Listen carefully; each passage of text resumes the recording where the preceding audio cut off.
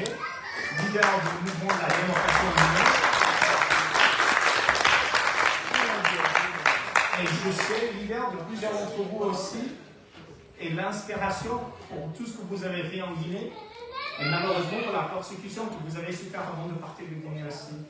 Donc c'est avec grand plaisir que je, Monsieur le Président, vous présenter encore à l'Université de Columbia de nous enseigner. Et ce que vous aimez maintenant pour promouvoir la démocratie, particulièrement comme l'année prochaine nous allons célébrer 250 années de la démocratie ici aux États-Unis, d'avoir l'opportunité de voir une ville qui enseigne. De l'intérieur que vous disiez. Donc, merci beaucoup, comme toujours, c'est un bon moment de vous présenter une micro ici. C'est le Très bien, mes chers compatriotes, mes chers frères et sœurs, je suis ravi de venir ici, dans cette prestigieuse université, rencontrer des compatriotes. D'abord, je me réjouis de savoir qu'il y a des étudiants guinéens, aussi nombreux que vous, ici. Et vous remercier d'avoir pas été d'abord à l'ambassade pour voter, parce que moi, je pense que ce référendum ne méritait pas l'attention des compatriotes. Oui. C'est bien, c'est le président. Je suis aussi, comme vous le savez, de ceux qui pensent que la démocratie constitue une aspiration réelle. La première dame. Il y a des gens qui disent non, la démocratie n'est pas faite pour l'Afrique, ou l'Afrique doit aller à ce rythme vers la démocratie. La démocratie a des règles universelles qui peuvent être adaptées à chaque contexte.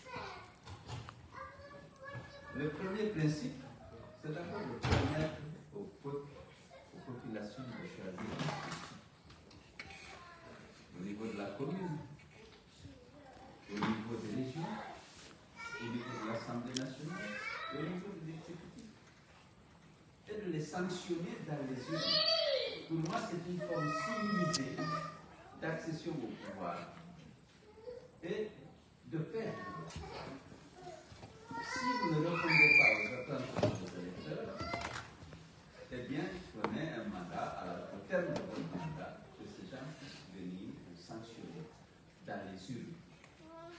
Et qu'il n'y ait pas une autre forme de prise du pouvoir en dehors des urnes.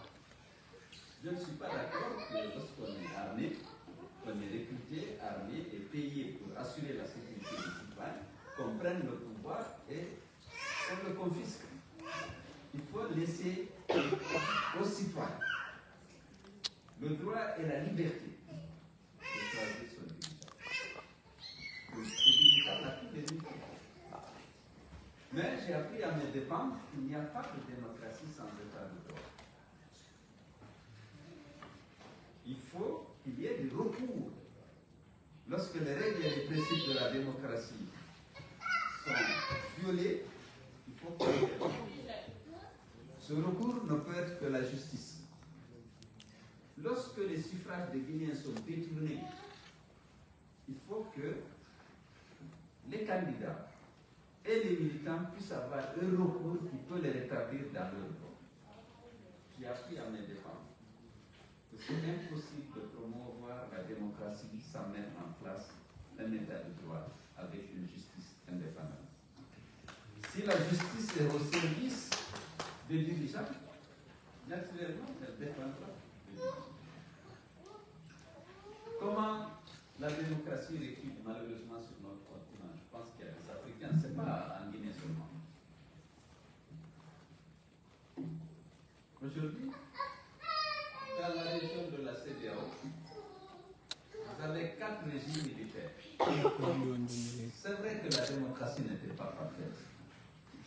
Les dirigeants ne répondaient pas toujours aux attentes de leurs électeurs et populations. Ils ont très souvent développé une délinquance électorale et fait la promotion de la fraude pour se maintenir au pouvoir. Et parfois, ils ont changé les constitutions pour se maintenir au pouvoir. Mais, vaut mieux une élection mal faite que la prise du pouvoir par la force, par les armes et sa conservation par les armes. C'est pas la même chose.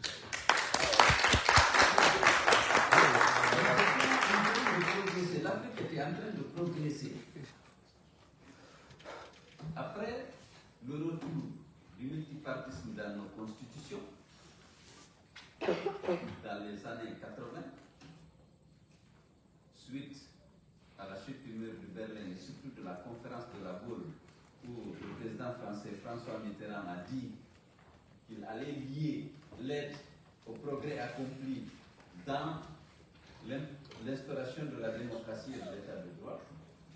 C'est en ce moment que le multipartisme est revenu dans les constitutions.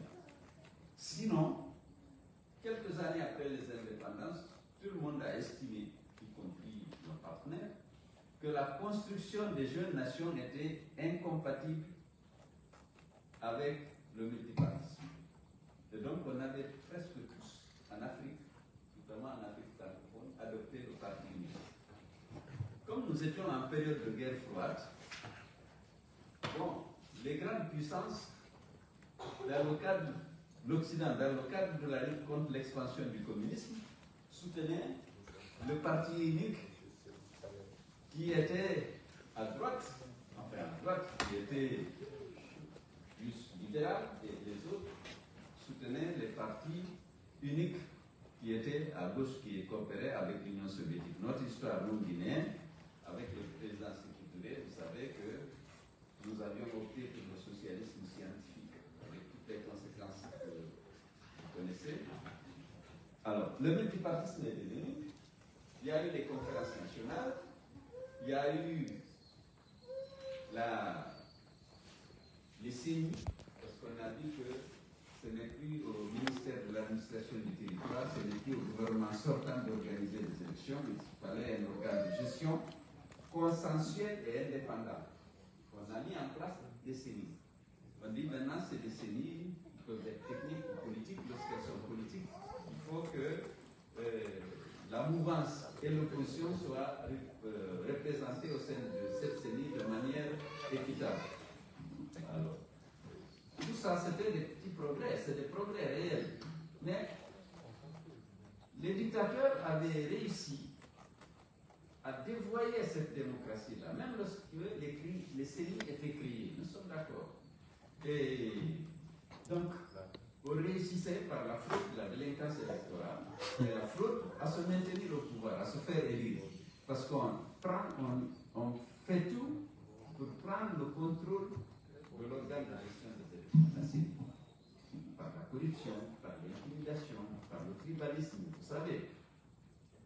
Et en effet, lorsqu'un président, même démocratiquement élu, s'installe dans nos États,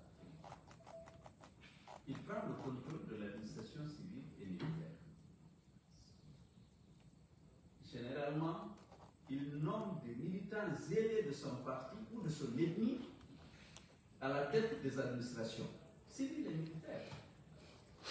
Et ces gens considèrent que leur mission, c'est d'aider leurs parents ou leurs leaders à se maintenir au pouvoir. Donc l'administration centrale ou territoriale n'est plus neutre. Elle devient au service de l'exécutif, du président qui les nomme. Or, l'administration, dans les textes, elle est neutre. Elle est au service de tous les citoyens. Elle doit délivrer des services à tous les citoyens et sans aucune discrimination. Mais chez nous, l'administration est au service généralement du président qui nomme les préfets, qui nomme les gouverneurs, qui nomme les ministres. Et lui, malheureusement aussi, il choisit des gens qui lui sont dévoués et qui sont généralement très zélés dans la lutte pour la conservation du pouvoir du président, qui parfois est un cousin, un parent, mais en tout cas où le chef du parti auquel on appartenait. Alors, ces derniers temps, il y a eu la multiplication du capital. Mais les organisations, ce qu'on appelle les communautés économiques régionales et l'Union africaine, avaient déjà intégré dans leur charte, avaient déjà engagé les pays membres à respecter les règles et les principes de la démocratie et de l'état de droit. Si nous prenons la CEDEAO. Il y a eu l'accord additionnel sur la démocratie et la bonne gouvernance qui fait partie intégrante de la charte qui interdisait les coups d'État. Lorsqu'il y a un coup d'État, non seulement le militaire ne peut pas diriger la transition, mais il ne peut pas siéger à la CEDEAO avant le pays est suspendu de la CEDEAO jusqu'au retour de l'ordre constitutionnel. C'était la même chose au niveau de l'Union africaine. Et comme vous savez, l'Europe avait, dans la convention dite de Cotonou, l'accord de Cotonou, les Européens avaient contractualisé le respect des règles et des principes de la démocratie par les pays ACP bénéficiaires de leur aide, le respect de ces valeurs, démocratie, liberté, état de droit, une série de valeurs. Et les Européens s'étaient donné le droit d'interférer les pays ACP, dont les pays africains, qui violeraient ces principes. Et en cas de violation grave de ces principes, il était prévu de suspendre la coopération économique et financière jusqu'au retour de l'ordre constitutionnel. Et en plus du fait qu'il y avait dans leur budget d'aide des lignes pour aider à la promotion de la démocratie et de l'état de droit dans les pays ACP, il y avait donc ces sanctions qui étaient prévues. Et comme les dictateurs aiment bien avoir l'image de démocrate, les gens faisaient attention.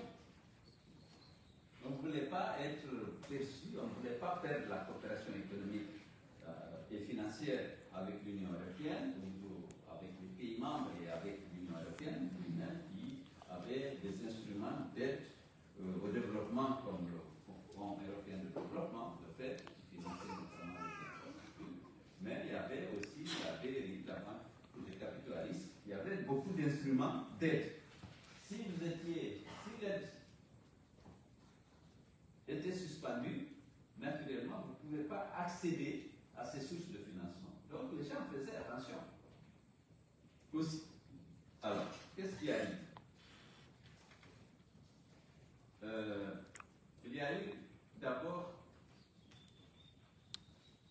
la mort du président Déby. Il y a eu d'abord le coup d'État au Mali, contre Déby.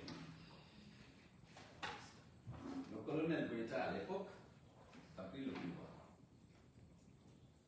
L'Union africaine et la CEDEAO et CEDEAO sont venus pour dire non, les militaires ne tirent pas les tranches. Il faut donner à ici. Bon. La CEDEAO et l'Union africaine ont fait la pression, il a renoncé, il a appelé un civil pour diriger la transition, le général Badaou, et ensuite, comme Premier ministre, M. Wan. Donc, on a dit qu'il gère la transition et il prépare le retour à l'ordre constitutionnel par des élections libres et transparentes. Et puis, au Tchad, meurt le général Déby. Le général Déby meurt. Dans la Constitution, c'est le président de l'Assemblée qui assure l'intérim et qui organise les élections.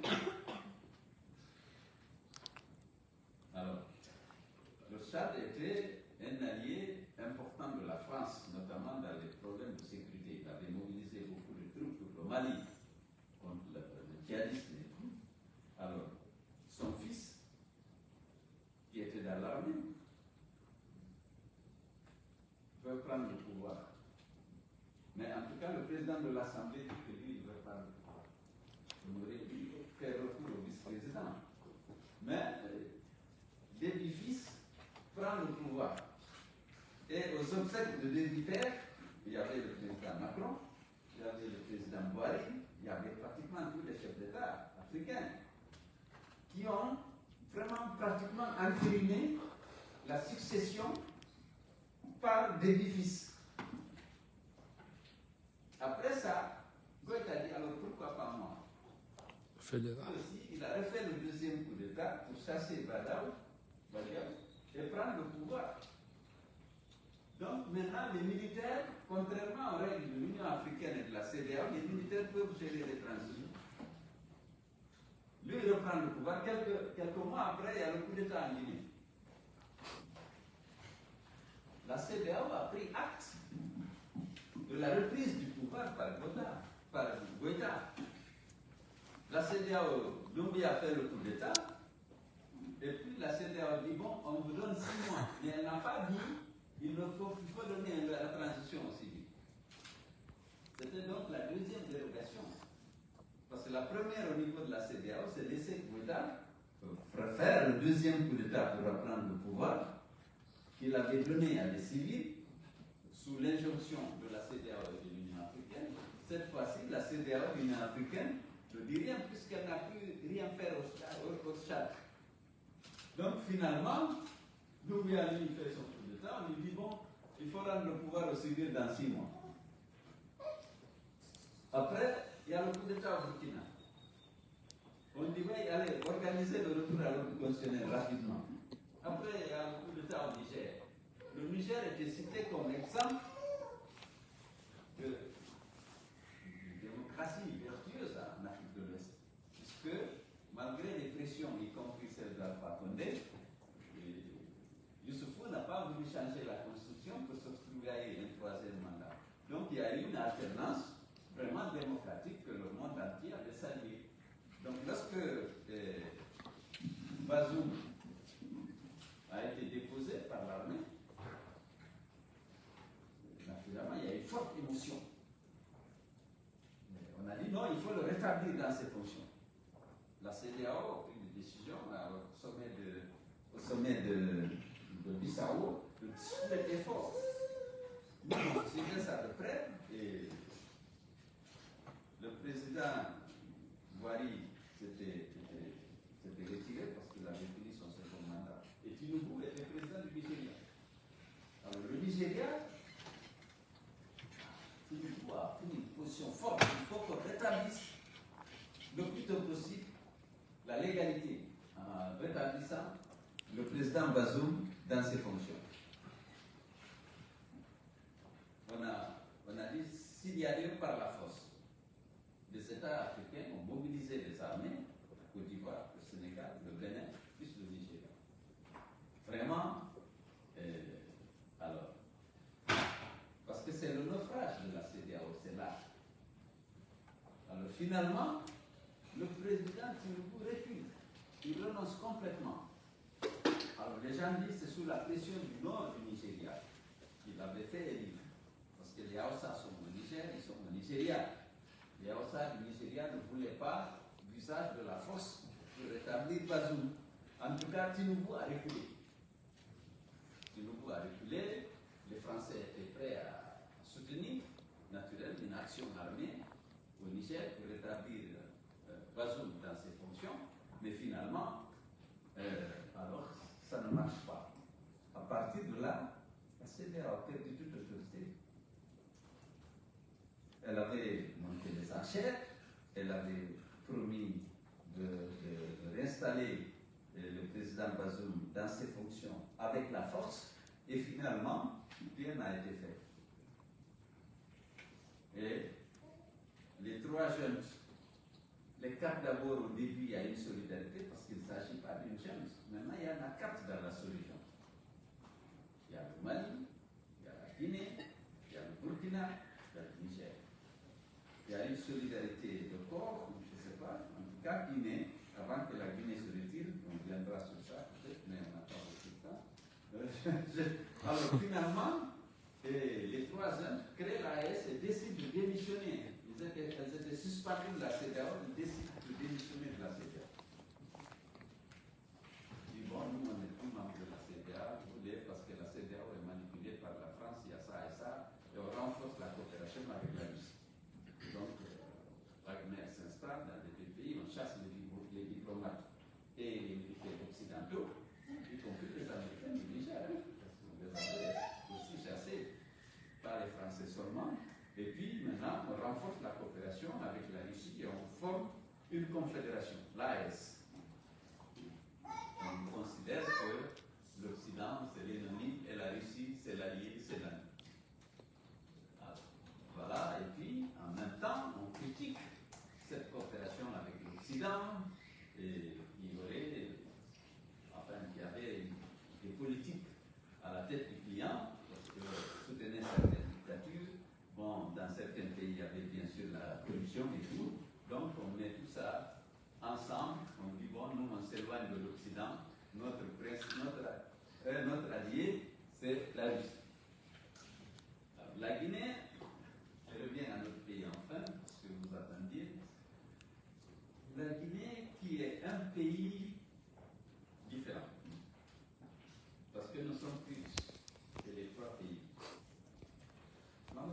apprend ses distances avec les autres.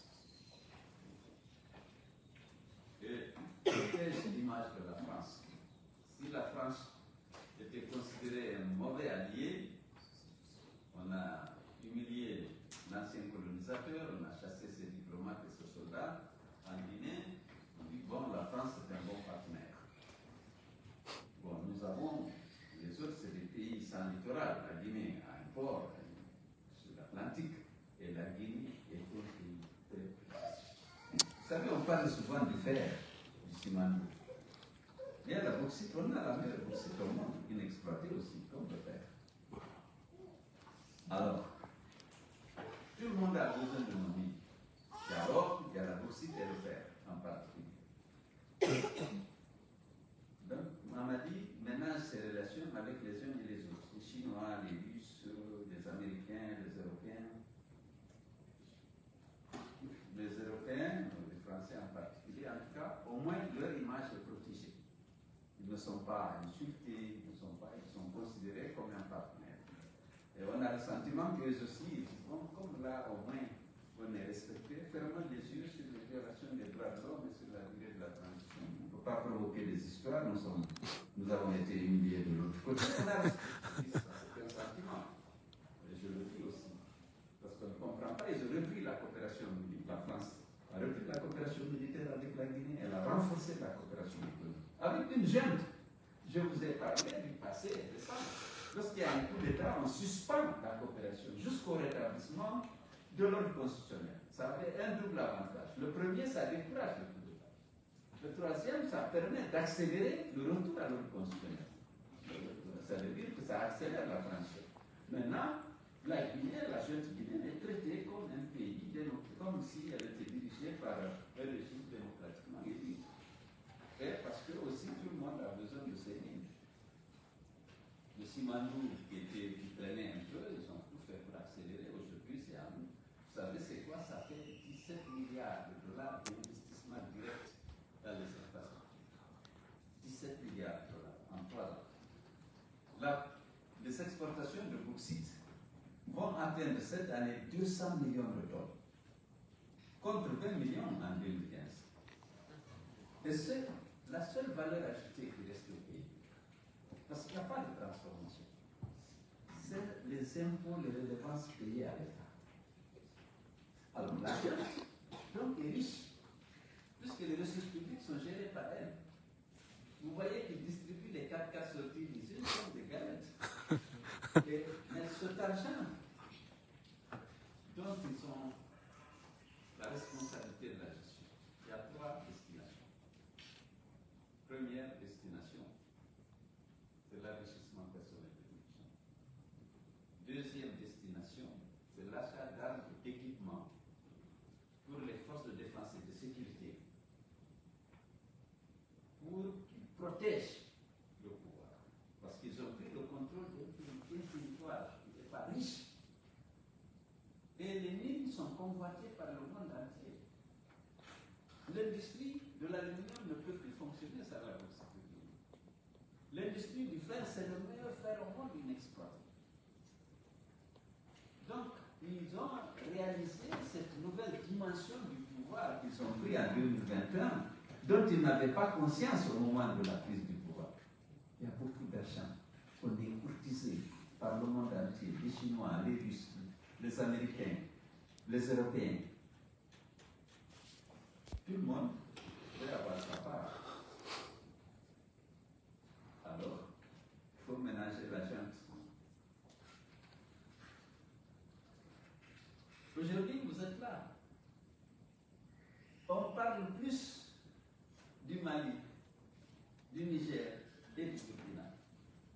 Alors que les violations des droits humains, la restriction des libertés fondamentales,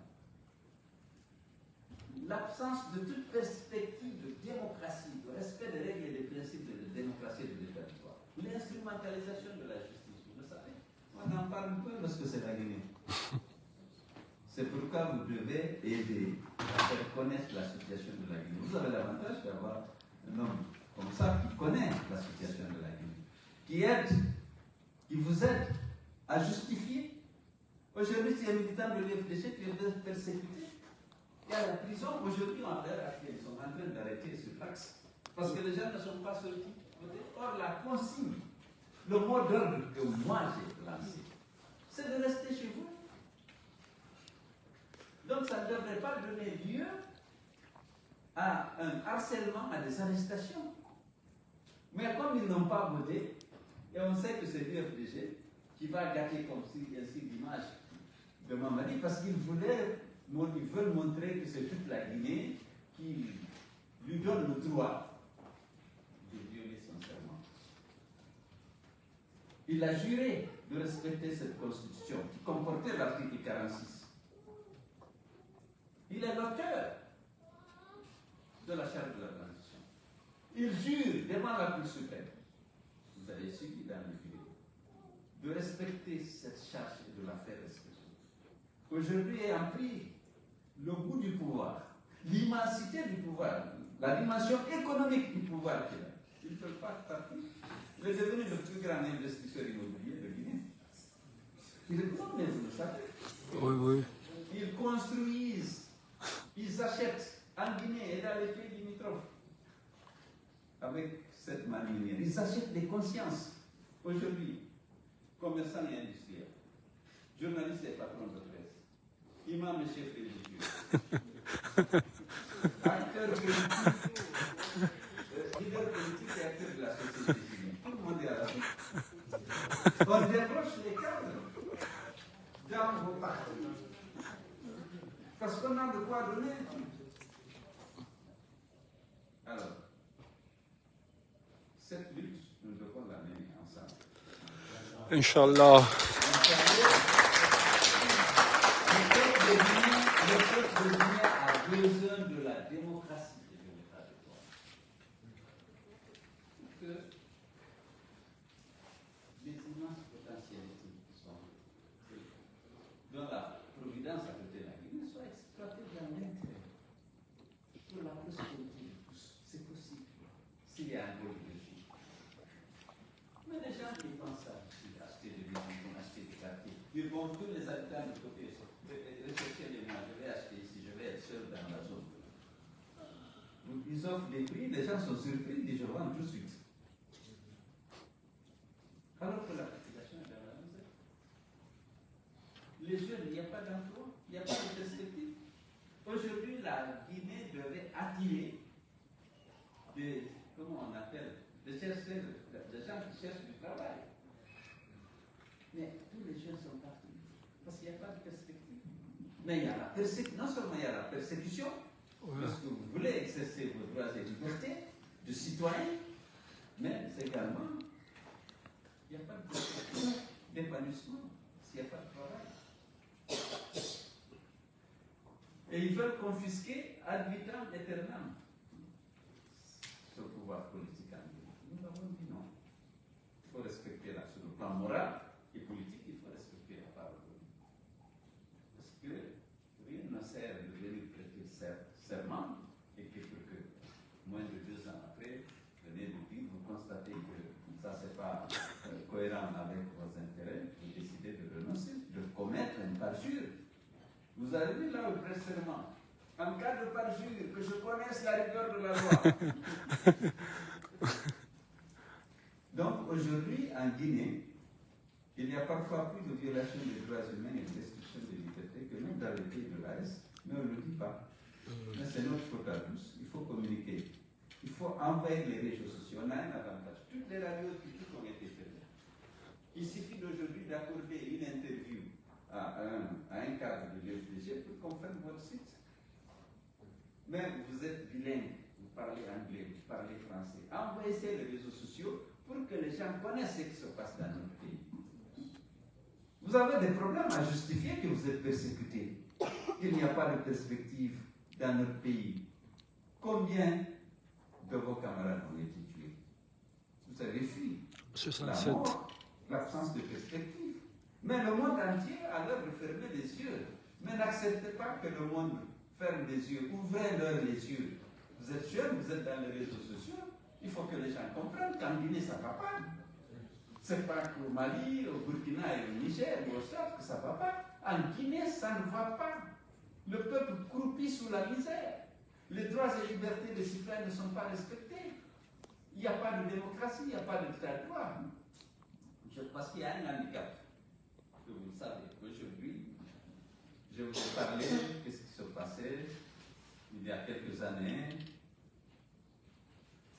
L'Occident était mobilisé pour la promotion et la défense des valeurs de démocratie et d'état de droit. C'est moins le cas aujourd'hui. Vous le savez.